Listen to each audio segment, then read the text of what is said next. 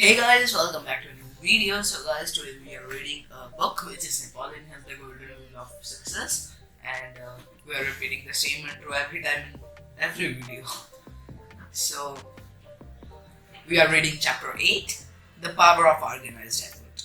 This article is based upon scientific facts. If you analyze it carefully, you will find out that what the fundamentals are that mark the difference between a leader and a follower. It clearly shows how power is attained. So let's start at reading. To prepare you for what is to follow, let me outline a few simple smiles. To begin with, let us consider liberator scene, such as we have seen floating in the air after a passing train has disappeared. Such steam is without power. A few minutes previously, it had sufficient power to pull the train, but that was while it was concreted and confined or organized. There is no power in a flowing river as long as the water is spread out from bank to bank. But concentrate that same water into a mill race by organizing it and diverting its course through the aid of a dam, and it will turn the wheels of an industry. Out of organized effort comes power. An ordinary charge of gunpowder is practically harmless when exploded in the open air, but can find the same amount of power and control its energy through the aid of a gun barrel, and it becomes dynamic and powerful. The sun rays will not burn a hole in a newspaper, even on the hottest day, unless they are organized and concentrated on that paper through the aid of a reading glass. But the organization through the aid of the glass gives the rays power to burn a hole in the paper instantly. With this preparation, we are ready to discuss the subject of this article, which is manpower and how it is attained. Manpower is developed just like all other power through organized effort. This organization takes on two forms. One is the organization of one's own facilities, and the other is the organization of people into groups. A highly organized group of highly organized individuals can accomplish startling results. History is full of evidence that a small army of well-trained, well-organized soldiers have defeated 10 times the number of disorganized, poorly trained soldiers. Half a dozen well-trained policemen can manage a disorganized mob of 1,000 or more people. And there is a thought that is made for you. Be sure to appropriate it to your own use, and you can attain to whatever heights you may aspire to reach. It is this. A well-organized individual can carry out his plans in spite of the opposition of those around him. A single individual can so truly organize his knowledge, his facts, and his plan that the whole human race cannot stop him from accomplishing whatever he may undertake. All of which is in the nature of a prelude to what I wish to say on the subject of organized effort. There are three great potential forces in the world today. I use the word potential advisedly because these three forces are merely passive compared with what they might be if organized. These forces are the churches, the schools, and the newspapers. These three forces, properly organized and working in harmony to a common end, could change the trend of the civilized world inside of the next 20 years, and the whole human race could not stop them if it tried. Read the foregoing again. It is of vital significance. It would be too much to presume that there is any leader or organizer in the world today who could get these three great forces to cooperate to a common end. But let us consider an angle that is by no means impossible of accomplishment, namely the organization of newspaper power. Plan for organizing one of the three leading forces to the world. You will not need to draw very extensively on your imagination to see the possibilities of power that would come from the organized cooperative efforts of 500 newspapers, all controlled and directed from one source, all working from a common end, under a definite and well-organized plan. Come with me in your imagination Well, I draw a plan through which to illustrate the power of organized effort. Let us suppose that we have 500 growing newspapers, 100 of which are dailies located in the 100 largest cities of America, and 400 of which are weeklies located in 400 of the leading and the most thickly settled county seats in America. These 500 papers are under the direction of one head. Consequently, their policy is uniform and they are bound to work in harmony. They are reaching perhaps 5 million people daily and weekly. We need not we need not tell you that most people are influenced by what they read in their favorite newspaper. We need not tell you that the most people read newspaper without analyzing what they are reading or questioning its veracity. You can see to begin with that 5 million people are being influenced by one leader. Through one syndicate of newspapers creates a following that represent considerable power. Editorial policies of these 500 newspapers. Let us imagine that the man behind these 500 newspapers is a wise, consequent, patriotic man, that he will tell the people through his 500 newspaper who George Washington was, what he stood for. You know, some of us really have forgotten that what Washington stood for. Let us suppose also that we will tell these 5 million readers a day who Abraham Lincoln was and what he stood for. Also who Jefferson and Franklin were and they stood for what. Let us suppose that he will pound away daily and weekly, hammering into the heads of 5 million people the fact that these men were unselfish statesmen who placed humanity above the individual, who sacrificed their own interests for the good of the race.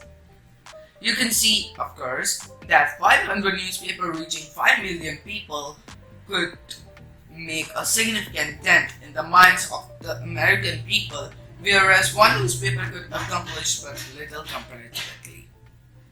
Let us suppose that these 500 newspapers, as a part of their process of organizing their efforts, carried a powerful written editorial daily and weekly on pure Americanism to be read in every school in America and in the homes of those 5 million readers. Let us suppose that these 500 newspapers, as part of their organized plan to change the destructive tendency of the race, carried a powerfully written editorial, daily and weekly, directed to every church member, regardless of religion or creed, calling attention to the destructive tendency of intolerance as practiced between both the leaders and the followers of the various Christian churches. An editorial that will show the folly of religious competition and the loss of power that it produced.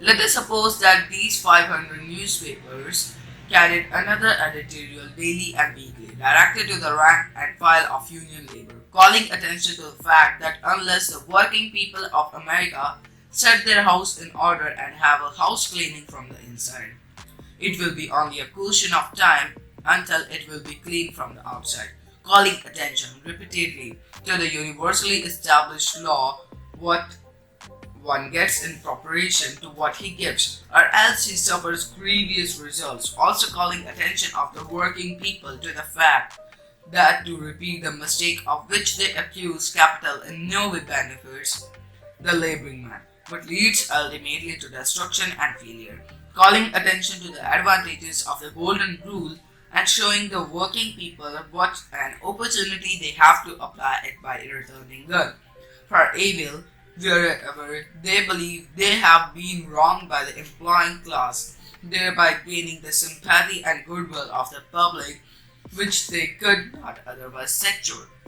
Let us suppose also that these 500 newspapers would carry another editorial daily and weekly directed to the employers and so-called capitalists of America, calling their attention to the advantages of running labor a race for the honors that would undeniably accrue to the side that is first to adopt and apply to the golden rule.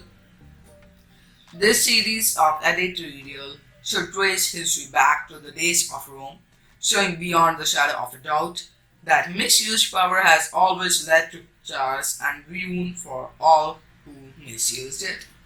Now we come to the part of the editorial policy that would cost a great deal to fund to some people and would result in no end of embarrassment to some others. We have reference to the daily and weekly editorials that these 500 newspapers would direct to our senators and representatives in Washington, calling their attention to the fact that they are servants and not masters, that they go to Washington to serve those who elect them and not to be served, that their offices carry no rights or privileges of a personal nature other than the right to serve the people, and that the power of their offices shall not to extent be used for the furtherance of their private enterprises, nor for favoring personal friends, nor for building private fortunes, that have no right to use the congressional record and their mauling privileges for furthering their political ambition, that while they are not supposed to punch a time clock, they are nevertheless expected to be on duty in Washington every day at every session of Congress. In each of these 500 newspapers, there would be carried a department known as Senators and Representatives Personal Doings column, in which all the personal doing of both senators and representatives while in Washington would be reported to the people daily and weekly. This column would carry a tabulated report of how each senator and representative voted on the leading bills before Congress and supply other information concerning people's life in Washington that would be very helpful in enabling voters to determine who to return to Congress and who to retire. These 500 newspapers being the largest news gathering and disseminating bureau in the world, Kurd will afford to maintain a well-organized news bureau in Washington, supported by a competent staff of varying talents sufficient to get all the facts about public life in Washington and supply each of the 500 people and 500 newspapers with an unbroken record of each senator's and congressman's public and private dealings while in Washington. If a senator or representative went to Washington a comparatively poor man and suddenly blossomed out a law pocket with an overwhelmed dance of life's luxuries, to say nothing of all life's necessities, the newspaper bureaus of these 500 papers would get the facts concerning the source of the wealth and correctly inform the people back home.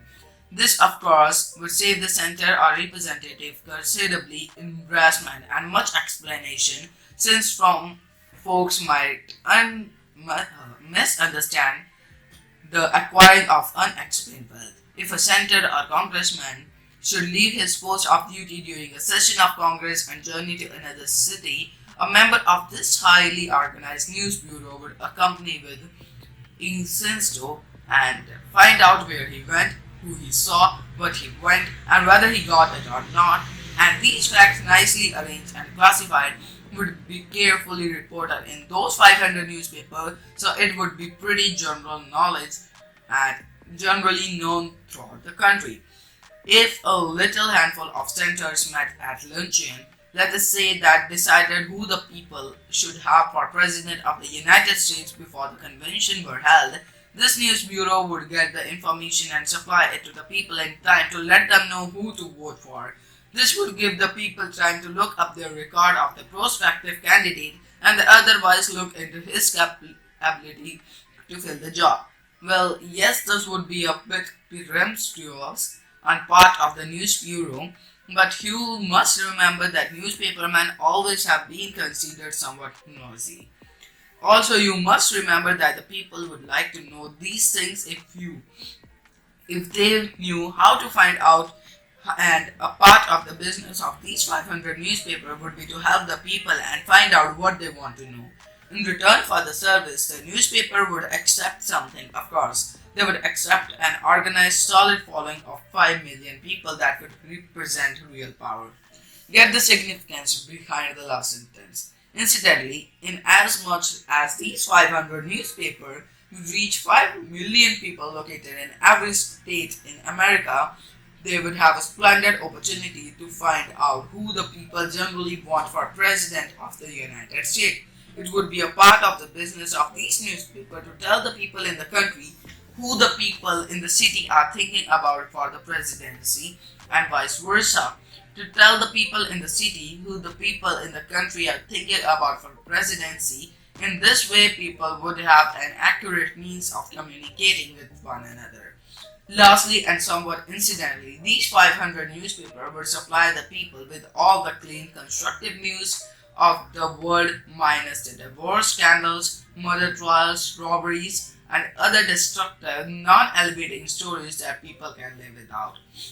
So much for the power that would come from organized effort through the aid of 500 newspapers, a source of organized effort that we have mentioned mainly for the purpose of leading your mind out in an appropriate field in which you may learn how power is created. Let me turn after this preparation to the subject I had in mind when I began this article, namely to the subject of showing how to organize your individual facilities to the end that you may gain manpower. Generally speaking, these are two classes of people in the world, and we must take this into consideration before we can get a proper perspective of this subject of organized effort about which I am writing. These two classes of people are leaders and followers. The two classes are unevenly divided. 95% of the adult population of the world are followers and other 5% are leaders. The chief difference between these two is that one class had organized themselves and learned how to organize those around them, while the other class is unorganized both as individual and as a group of people. You'll observe therefore that there are two kinds of organization. One would be individual organization and the other will be group organization. Let us begin with the individual and let's call that individual you. You can transform yourself into a regular human dynamo of power and leadership if you will observe that these suggestions and apply them to the end of you may organize your facilities. First, you must cultivate the 16 qualities outlined in the Magic Ladder to Success. You must understand and apply every one of these 16 principles. The first one is a definite aim in life. Going on up the ladder, you must develop self-confidence, initiative, imagination, action, enthusiasm, self-control, the habit of performing more service than you are paid for, an attractive personality, the ability to think accurately, the ability to concentrate all your efforts on a single goal, and persistency. You must learn to work profit by all your failures and mistakes, taking the apply lesson that each brings you. You must cultivate tolerance and sympathy. You must find the work for which you are best suited, the work you like the best. And last step, by no means, you must all your human relationship on the golden rule philosophy. This will start you in the right direction in organizing your individual facilities into manpower. To the degree that you fail to master and apply any of the 16 principles of the Magic Ladder to Success, briefly mentioned in the preceding paragraph, will you lack the power that comes from organized effort? After you have truly organized yourself, you will be ready to step out of that overwhelmingly large crowd called followers. If you are now in that crowd and you take your place among the leaders, in no other way you can attain to leadership. Unless you organize your facilities according to the formula laid out in the Magic Ladder to Success, you might as well content yourself to remain a follower, a member of that large human family called Wigbound. You will have to submit to injustice and to the rulership of others, and whether you want to do not or should not. Unless you organize yourself into a unit of manpower that will enable you to throw off the yoke of oppression and rise to wherever you wish to be in your life.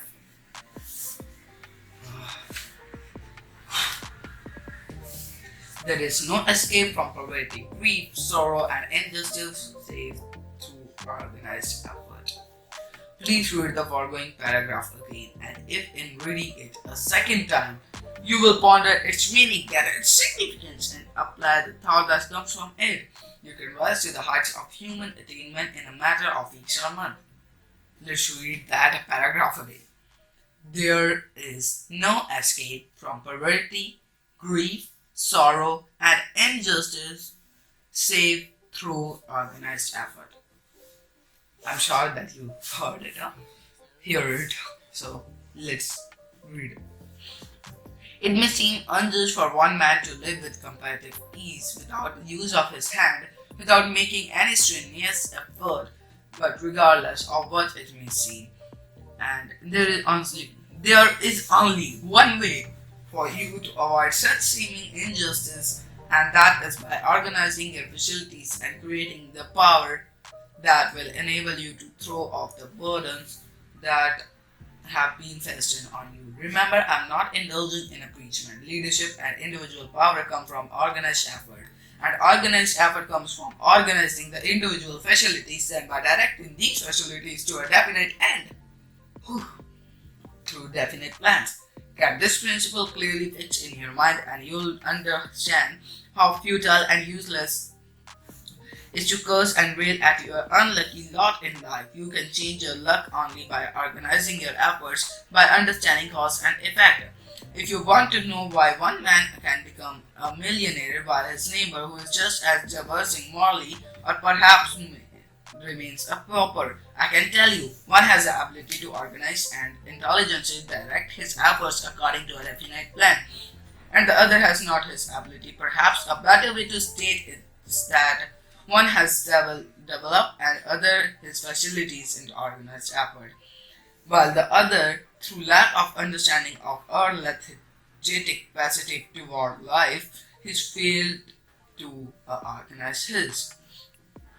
When you begin to get this view of the cause that creates poverty for one riches for another, you are learning one of the most important lessons of life. If you are a highly intelligent person, you will see the folly of hating or envying another person because he has built a house for himself while you have no house. Also, you will attain that necessary wisdom upon which to organize your own facilities and your own effort to the end that you may go and build yourself a house or whatever else you want in life with never a thought to tearing down another man's house or taking away from him what he has created with and through the aid of his organized effort.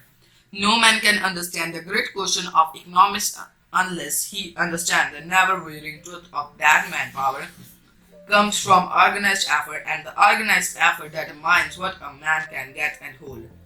If you understand the point I am trying to make, you may also understand that the problem of just distribution of the world's wealth is a problem of education and nothing else.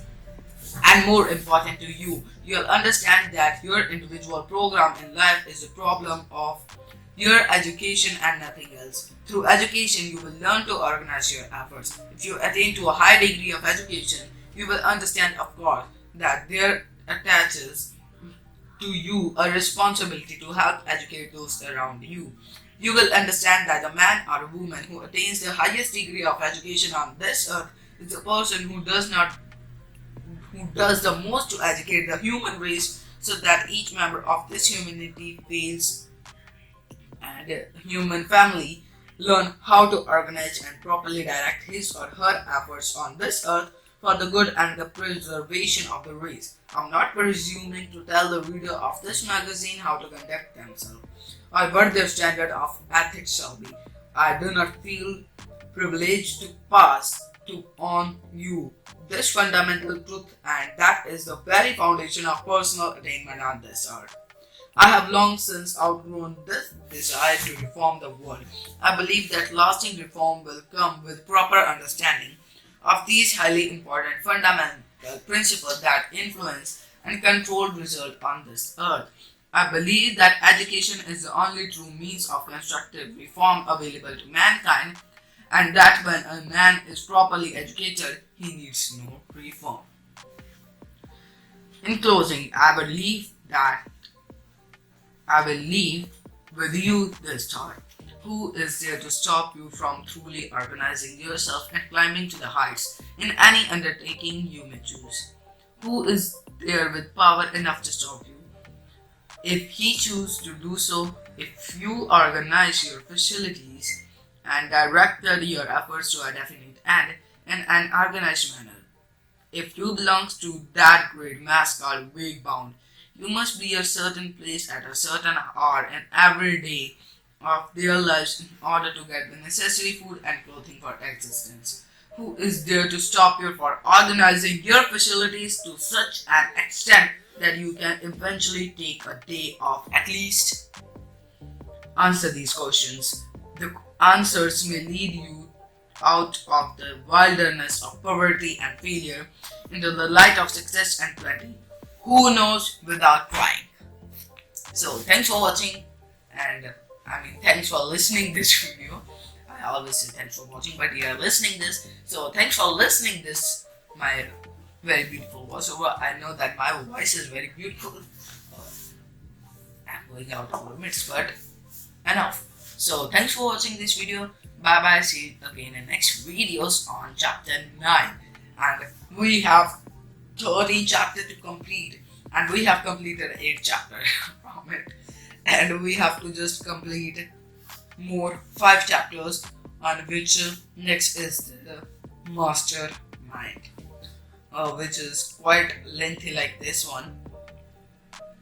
This was next is lengthy, and the other next is extra lengthy, and the other next is too much lengthy, and the last chapter is the lengthiest chapter.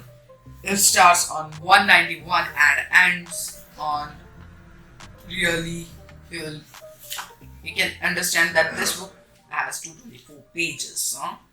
So let me see where that chapter will end. I think that chapter is of very short pages.